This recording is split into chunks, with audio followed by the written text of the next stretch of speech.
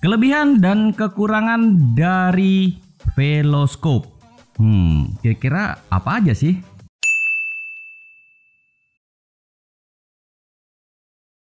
Setelah 2 video tentang Veloscope aku tayangkan ya, dari review pertama, kemudian juga review pada saat touring.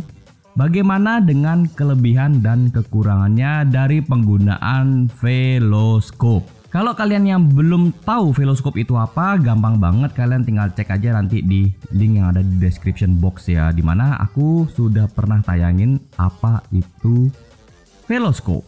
For your info dulu ya, ini videonya berdasarkan dari sisi subjektif ya, alias opini aku pribadi. Kalau kalian yang punya opini pribadi kalian sendiri, itu nanti bisa komen di kolom komentar ya, atau kalian sudah pernah pakai dan kalian pengen sharing juga boleh. Jadi ini bukan berdasarkan secara objektif. Jadi aku bakalan ngerangkum dari semuanya ya, termasuk dari pengalaman aku pribadi. Dimana untuk segi kelebihannya, tenaga yang dihasilkan itu bisa berasa ketika kalian sudah mencapai kecepatan sekitar 60 km per jam ya, atau setidaknya 80 km per jam, karena dorongan anginnya itu memang lebih kuat. Dan tentu aja ya, kalau dilihat secara looknya atau penampilannya itu bener-bener yang sporty banget, atau bisa dibilang kayak anak-anak racing gitulah. Racing. Lalu untuk kekurangannya sendiri, menurut aku pribadi ya, itu hati-hati aja sama orang iseng. Karena kondisinya itu kan terbuka ya, hanya ditutupi oleh semacam kayak sekat atau saringannya aja. Jadi kalau itu ditusuk-tusuk dengan benda tajam atau benda apapun ya, bakalan bisa rusak. Ini murni adalah edukasi ya, pembelajaran. Jadi kalian jangan iseng nusuk-nusuk punya orang lain ya setelah nonton video ini. Jadi please ya, kalau kalian lakukan itu, ingat karma ya. Kalian lakukan itu ke orang lain, kalian juga nanti akan menerima karmanya ya.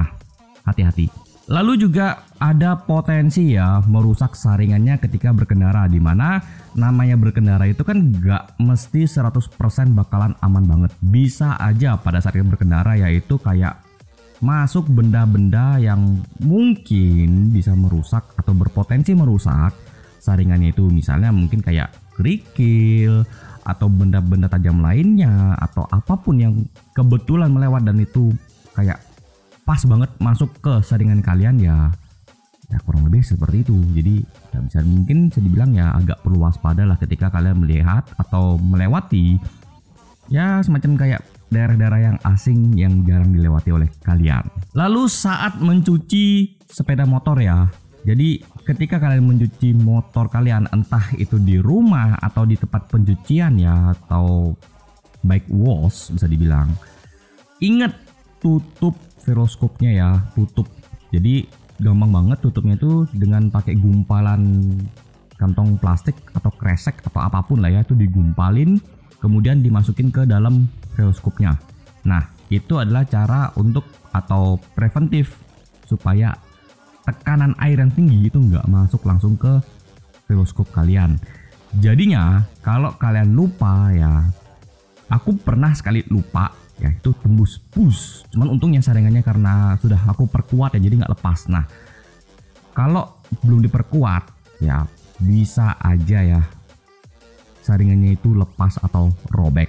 Lalu untuk kekurangannya itu sebenarnya bisa ditutupi dengan beberapa cara ya, dimana kalian itu kalau parkir usahakan di tempat yang ramai ya, di tempat yang bisa dibilang ada penjagaan yang bisa dibilang cukup ketat ya, dimana itu akan mengurangi namanya potensi orang usil ya untuk mengerjai motor kalian atau merusak motor kalian. Dan juga ya pada saat berkendara itu juga hati-hati aja, gak usah aneh-aneh ya, gak usah terlalu ngebut-ngebut banget pas di tempat yang bisa dibilang kotor atau kurang layak untuk berkendara ya. Misalnya seperti jalan yang berbatu atau yang banyak pasirnya atau apalah, itu usahakan pelan-pelan aja.